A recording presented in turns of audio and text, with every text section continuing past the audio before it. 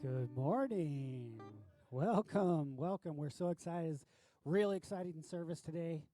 So will you guys stand with me so we can worship? Let me open us up in prayer. Dear Jesus, we love you so much. We're so grateful for this opportunity to worship you, to celebrate your people being baptized, to celebrate missions. We're so excited for today, Lord. Just come in a mighty way. Help us to lose anything that's distracting us today. Just help us to focus on you. We love you so much in your name. Amen.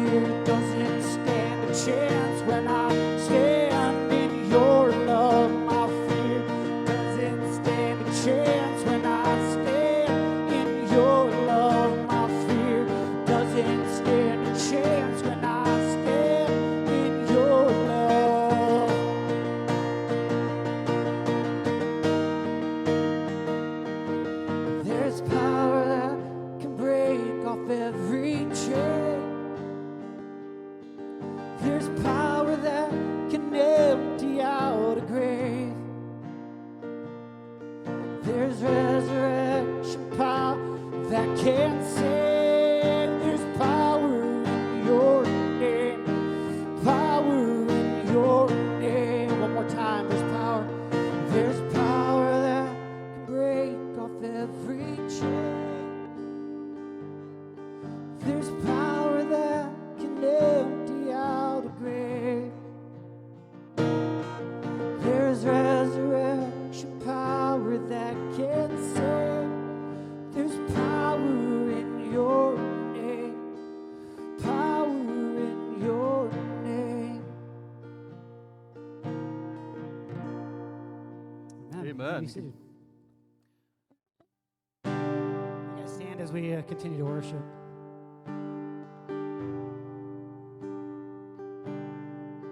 And I stand amazed in the presence of Jesus the Nazarene,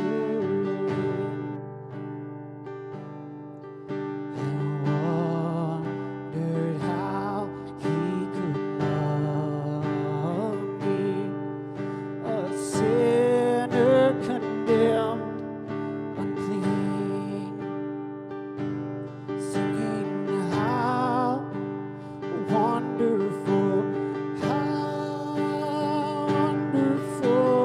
and my song shall ever be. How marvelous, how wonderful is my Savior's love for me.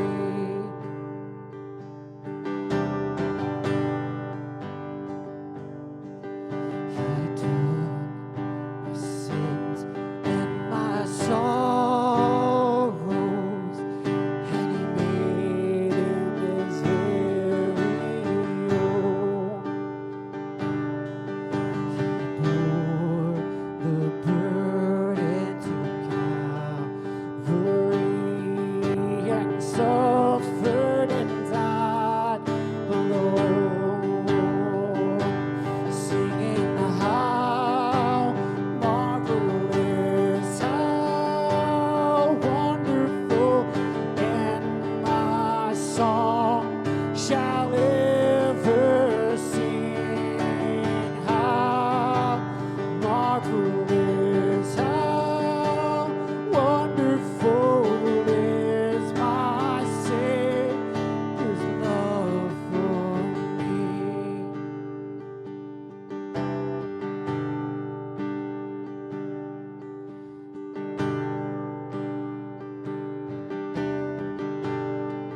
And with the ransom, And with the ransom in glory, His face I at last shall see.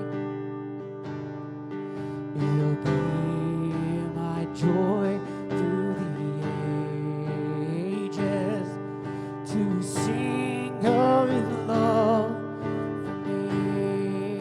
sing that one more time. And with some in glory, His face I at last shall see.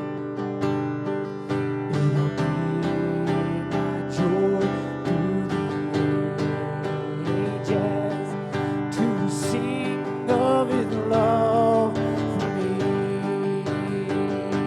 singing how marvelous, how wonderful, and my song shall ever be. How marvelous, how wonderful is my Savior's love for me,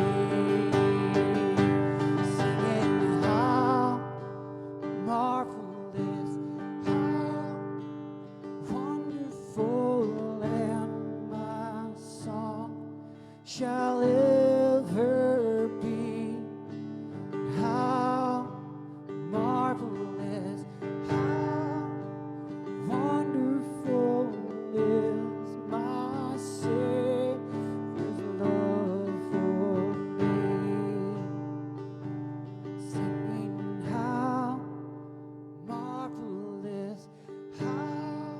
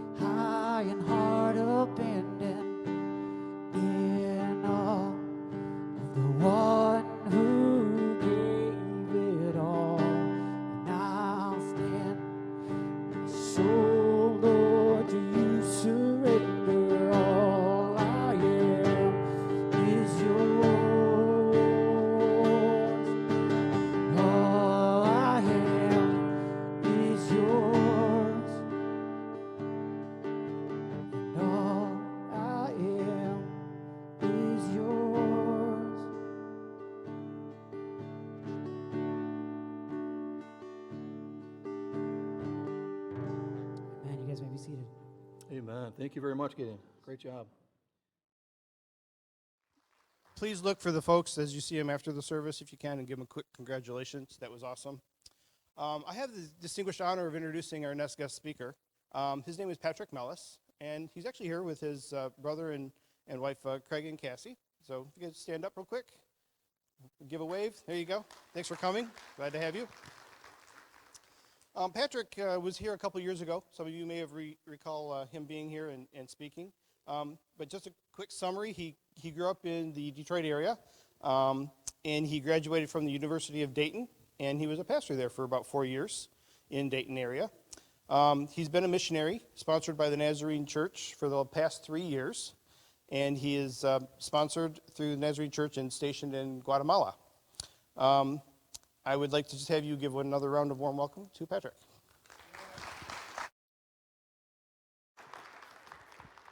Well, good morning, church. How are you guys this morning?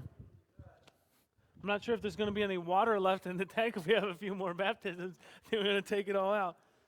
So, as Len said, I'm Patrick Mellis. I've been in Guatemala now for about 3 years, and I know I've had the privilege to be here. It was a couple years ago that I was here, and so many of you probably heard me a couple years ago as I was preparing to step into long-term work in Guatemala. One of the questions that I always get is, how did you end up in Guatemala? As Len said, I graduated from the University of Dayton. I have a chemical engineering degree. I haven't used it a day in my life since graduating. The Lord had other plans for my life. But when I graduated, I went on staff with Target Dayton Ministries, which is a Church of the Nazarene Compassionate Ministry Center, basically a church for the poor and homeless in the inner city of Dayton, Ohio. And so I had the opportunity and the privilege to pastor there for about 4 years. And that's when I took a short-term mission trip to Guatemala. This was a little bit more than 3 years ago. I took a short-term trip there, and it was while I was there I felt called to come back. But I want to tell you a little bit about that trip. First of all, let's just give you the geography. Sometimes people aren't sure. Just as a quick reminder, that's where Guatemala is. It isn't on the other side of the world. It's just a couple countries away. One more slide, right underneath of Mexico. So that's where Guatemala is at. And so I went down for this short-term mission trip, and I don't know, some of you I know have experience with Work and Witness. And so I went for a Work and Witness trip, and normally Work and Witness trips are a week. And so I went down, I did the regular project for a week, but I decided with the other pastor that I went that the two of us were going to stay some extra time, and we worked a second project in a small village called Palestina. I believe the next slide will be a picture of Palestina. This is a picture from Palestina. As you can see, this is pretty typical for the houses there. There are about 50 families in this village. So it's a very poor, very rural area. And we went out there, and I was serving as best as I knew how, which was basically putting a roof on the church building.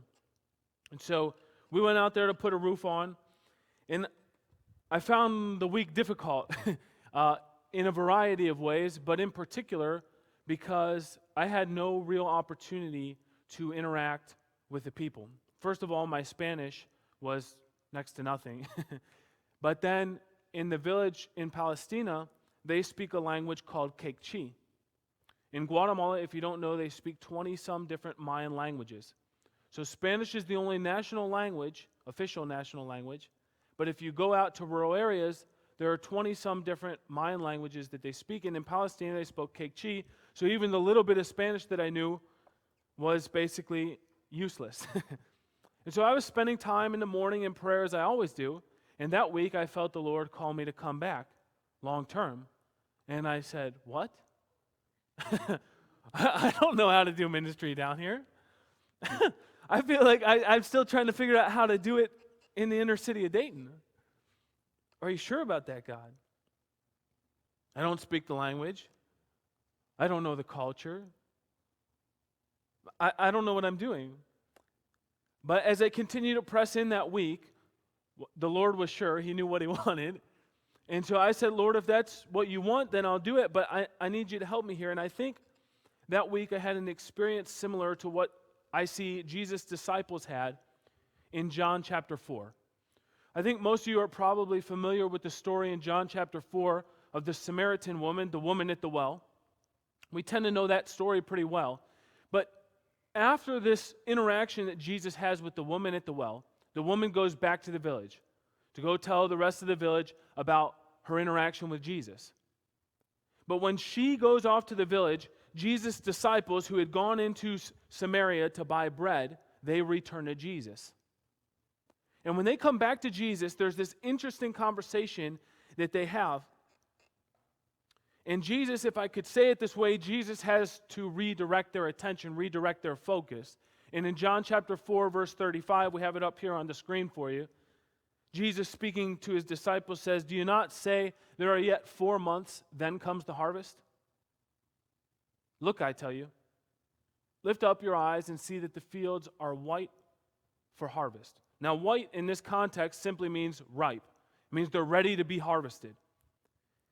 And Jesus is speaking to his disciples, and he says, I know you guys are worried about going into town and buying bread, and you're worried about, like most Jews at the time, or just passing through Samaria. They don't want anything to do with it. And so they're on their way from Judea up to Galilee, and they're worried about just getting through. They're not thinking about making disciples. They're not thinking about harvesting souls. But Jesus is going through, and what's he thinking about? And what's he seeing? Jesus is seeing a harvest. Jesus sees this woman at the well and sees this woman as an opportunity to reach Samaria. And then he ends up spending a couple days there, and the village says, we don't just believe because of what you said, but now we believe because we've heard and seen Jesus himself. Jesus was focused on making disciples. And he had to speak these words to his disciples and say, guys, you're missing the point. And in a similar way, Jesus had to speak to me there in Guatemala while I was in Palestine and say, Patrick, wake up, open your eyes, look. The fields are ripe for the harvest. If you want to go to that next slide, I was looking around. Instead of the harvest, I was seeing some of the poverty.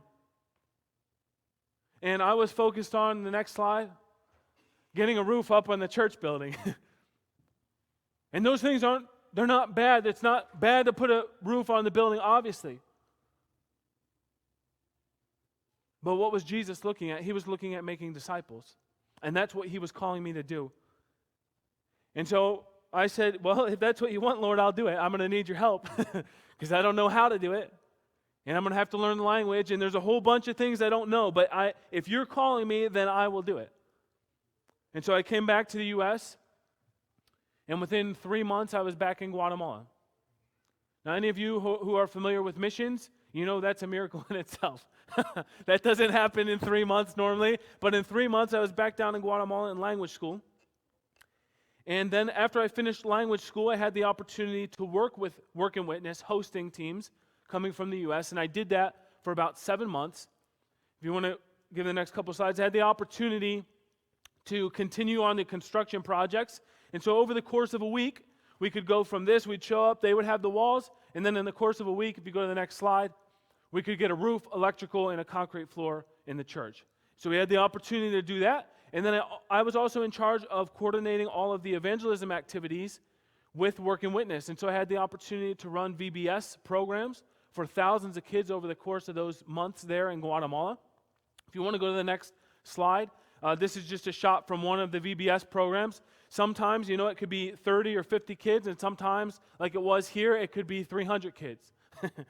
And so it's just crazy. And again, sometimes it's in Spanish, and sometimes I was working through translators.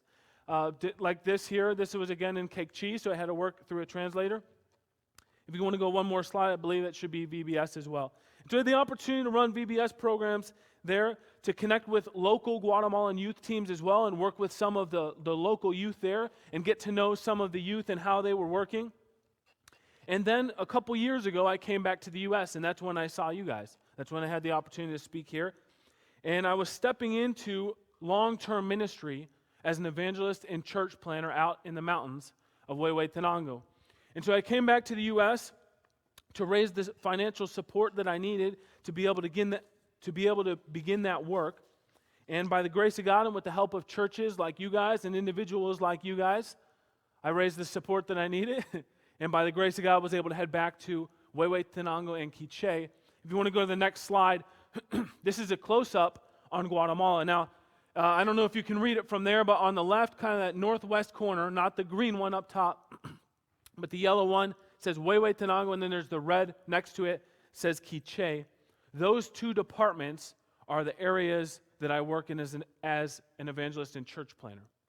Now, those areas are the mountainous areas, so they're about 5,000 to 9,000 or 10,000 feet, depending on the area. And so when I headed back, the first place that I went was kind of that middle of the red area there called Quiché. And I went to a village called Uspantan Quiché, where the official district center is, and began to get to know the district. Now, the most important thing that I did when I arrived there in Uspantan Quiché was to begin to disciple a young man by the name of Freddie. Freddie, shortly before I came, had just made a decision to follow Christ. He knew really nothing about how to do it. He knew very little about his Bible, but he had recently converted, come to Christ, and I had the opportunity to begin to disciple him. At the time, he lived with his wife and 4-year-old son. I think he's 5 now, and they have a newborn as well. And I began to help, and with God's help, I began to get in the scriptures with him, and we began to read the Bible together. And we began to pray together. And I began to see Freddie's life change before my eyes.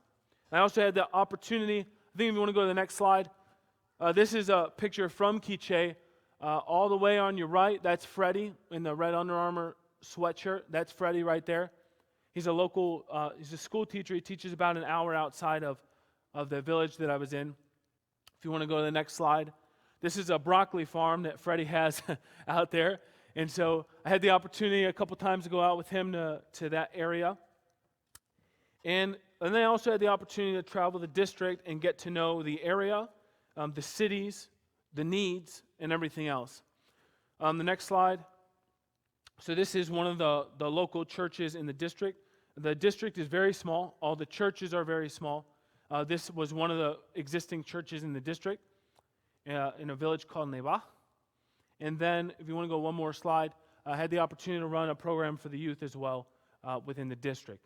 And as I began to travel the district and see everything going on there, I came to the conclusion that a city called Huehuetenango was the best place to begin to really start my evangelism and church planting ministry. Huehuetenango is the largest city in the church district. There's about 350,000 people who live in Huehuetenango. If you want to go to the next slide, this is a shot overlooking Huehuetenango. So if I take my motorcycle up from Huehuetenango in about 45 minutes to an hour, I can get to this area. It's called the Cuchumatanes. It's the mountains out there, and it's the highest non-volcanic mountain range in Central America. And so that's kind of where I took this shot from, down overlooking Huehuetenango. And so this is Huehuetenango, the city, and there's 350,000 people approximately that live in that city. And I felt the Lord very clearly say, this is the place to start. This is the place to build a foundation where I can begin to expand to the rest of the district from there. 350,000 people in the city, 1.3 million in the department of Huehuetenango. And the Church of the Nazarene has 2 churches, both of which are running 20 people or less on Sunday morning. The fields are ripe for the harvest. There is a huge harvest, but the Lord needs workers to go. He needs laborers to go to those fields. And so I stepped into Huehuetenango saying, Lord, I want you to use me. And I believe the next slide goes back to the scripture, maybe not, but believing in this harvest. And saying, Lord, I don't know how you're going to bring in the harvest, but I need you to do it. And I know you've called me here because that's what you want to do. I had no connections. And so I spent a week walking the streets until I found an apartment. That might seem crazy. It probably is crazy, but sometimes you got to do what you got to do.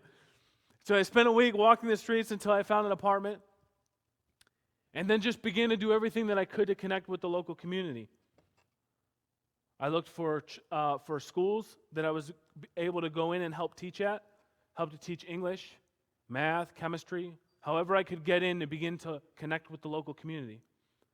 Began to play soccer with several different teams there in the area.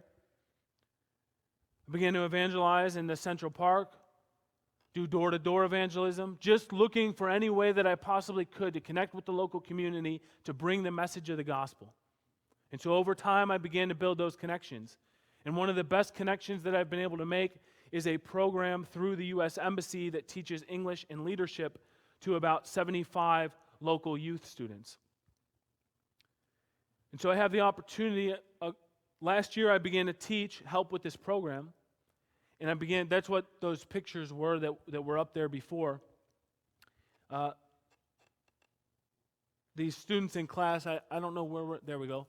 So they have some activities, if you want to go to the next slide as well. These are some of the students, and they have some cultural activities, right? So they had to present on Thanksgiving here in the U.S. It's some of the traditional foods and stuff like that. We made their version of pumpkin pie. It's called ayote. It's similar to a pumpkin. It's the closest thing they got. So we had to make that as a part of the program. So I had the opportunity to connect with these students, and then about 10 to 15 teachers who are a part of the program as well. And so as I began to connect, and then I began to form these relationships and had the opportunity to start several Bible studies there in my apartment, believing the entire time this verse right here, that the fields are white or they're ripe for harvest. There is a huge harvest. And so I had the opportunity to start a couple Bible studies and a small service on Sunday morning. And as I did that, people began to question more, hey, what's going on, and different things. And I don't have time today to share with you everything that's going on. I can't.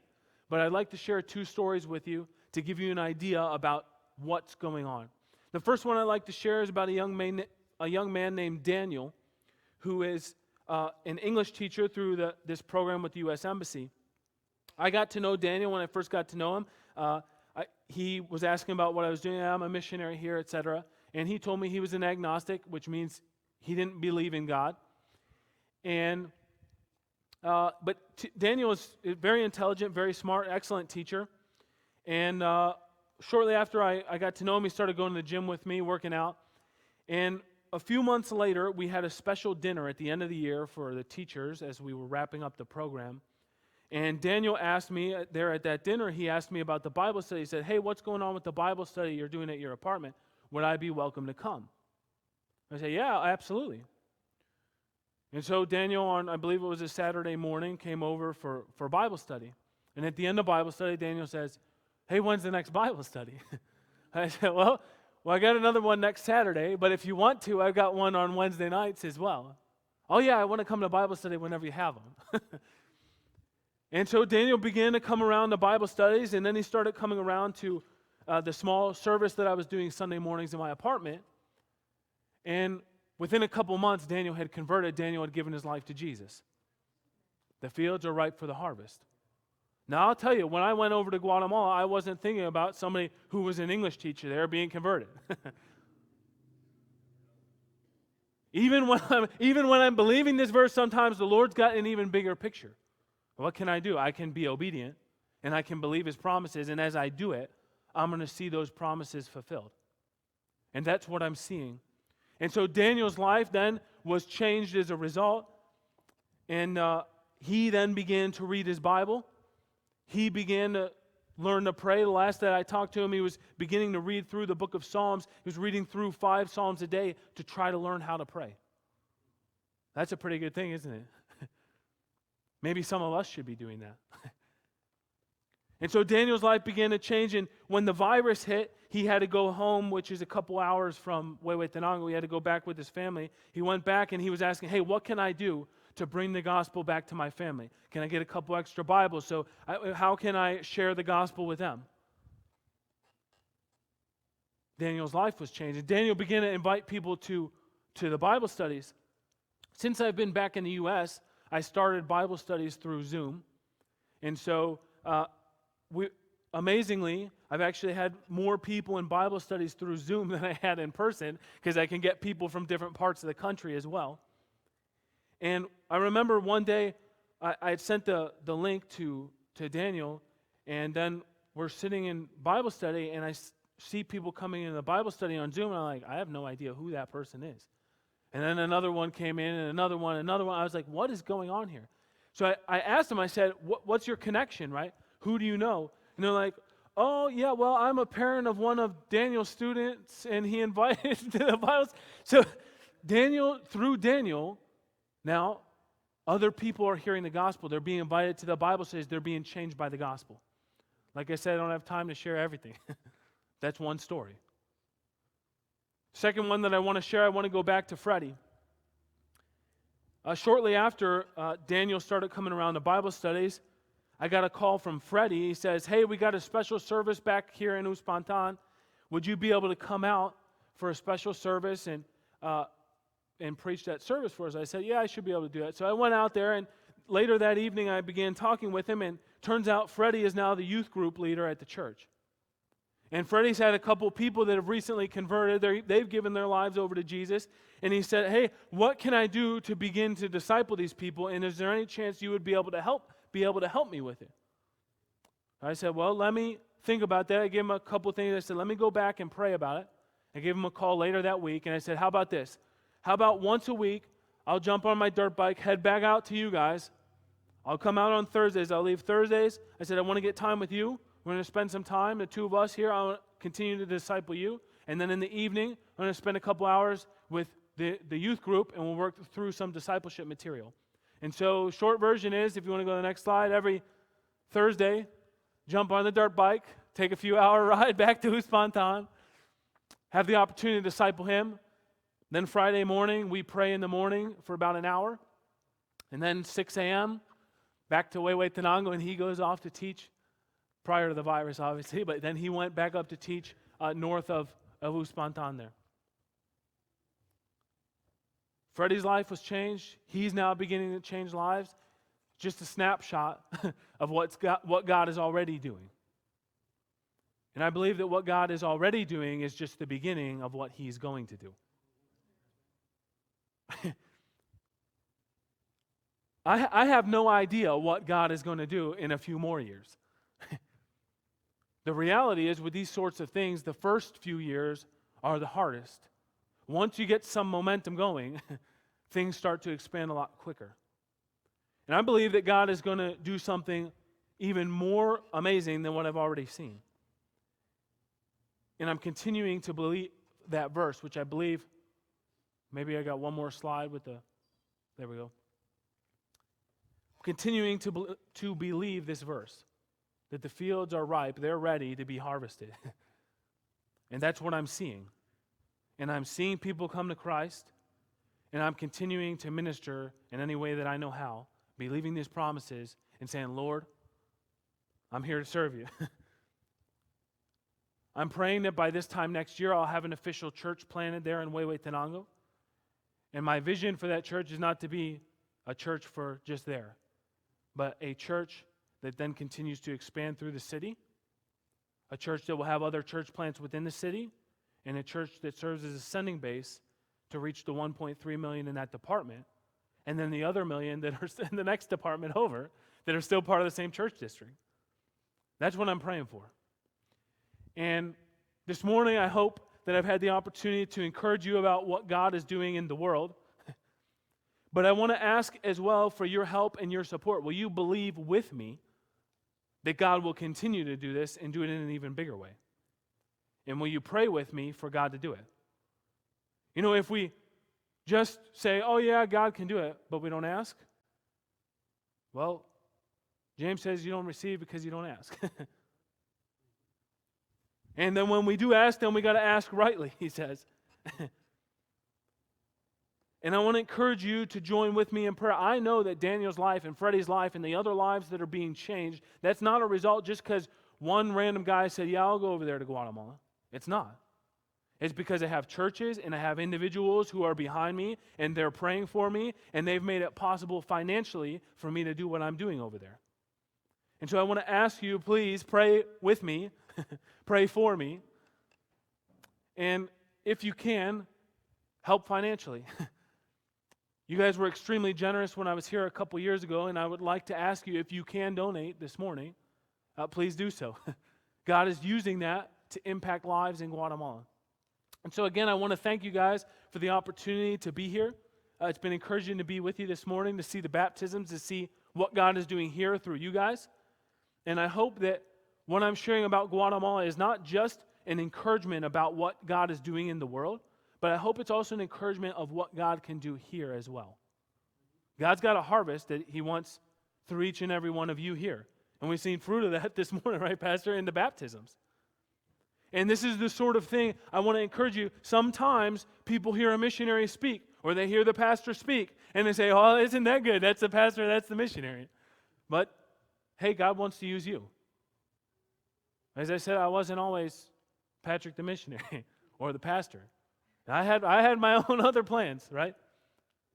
And so I want to leave you with that this morning, encourage you to say this is what God wants to do in your life as well. And one way that he can do that, if I could say it this way, is through me. And so if you would, I just would ask you to pray for me, pray with me, and if you can, support financially. So again, thank you for this morning. Pastor, it's all you.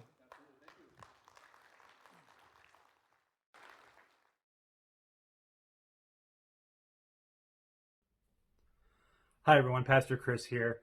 I hope you enjoyed our special guest missionary speaker, Patrick Mellish, as he shared with us all the amazing things that God has been doing through him and his team down in Guatemala. And I want to remind everyone that there are two important ways that we can help Patrick and his team out. The first is that we can be praying for them daily. Being a missionary is a very tough calling, and we can be praying that God would provide for them financially, that God would go before them and prepare the way for them for their ministry, that God would uplift Patrick and his team, that they would not feel down or brokenhearted or lose their willingness to continue on, that God would continually renew their spirit every day, that they would have that fresh new spirit. And the second thing that we can do is we can help them out financially. There are a lot of things that God can do through Patrick and his team, and a lot of times what's holding them back is finances.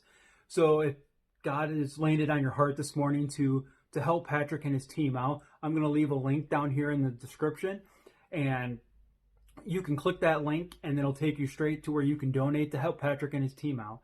I just want to wish everyone a wonderful week, and I can't wait to worship with you again this Sunday. Have a great day.